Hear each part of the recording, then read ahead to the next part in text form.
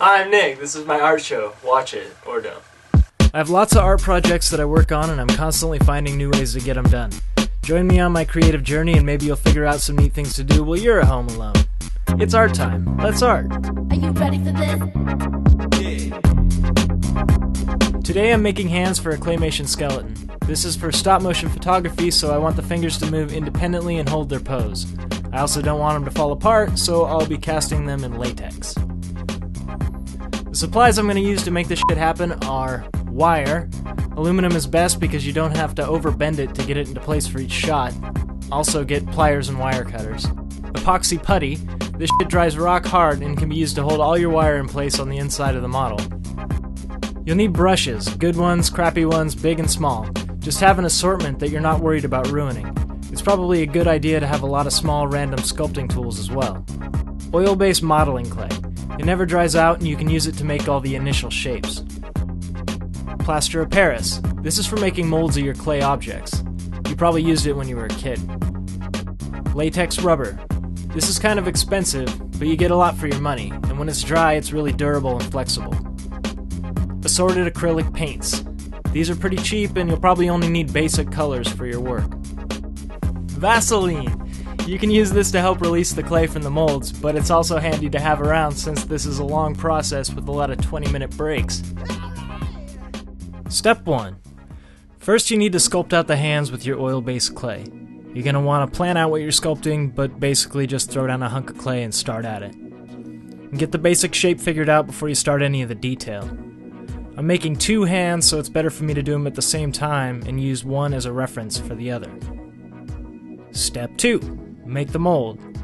When you got pretty good models and they're looking super rad with all the important details, you can make the plaster mold. Get a small box and seal up all the edges with tape. Stick the hands down in the bottom of the box as best you can and dump in the plaster.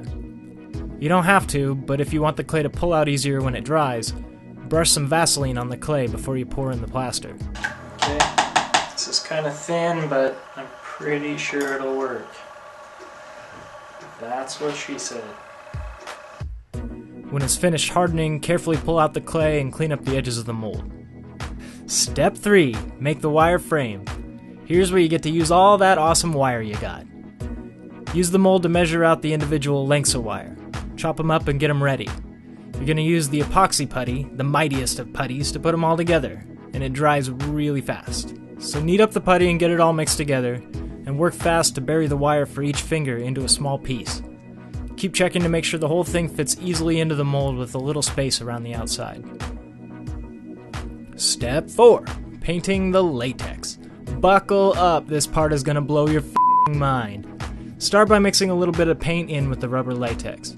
If you don't, it'll dry a gross condom color and you don't want that. I'm making skeleton hands, so I'm using white. Paint in a thin layer, making sure to avoid any air bubbles. Once you have your first coat on, I have a little desk fan that I like to put on it because you have to let every coat dry before you can put on the next one. And do this about 100 billion times. And finally you'll have little claymation hands. And girls will like you. Step 5. Once you have a good amount of latex built up in the mold, lay the wire frame in and start brushing the latex over it. Keep layering it on until you just really can't stand it anymore. And by then, you'll probably be close to finished.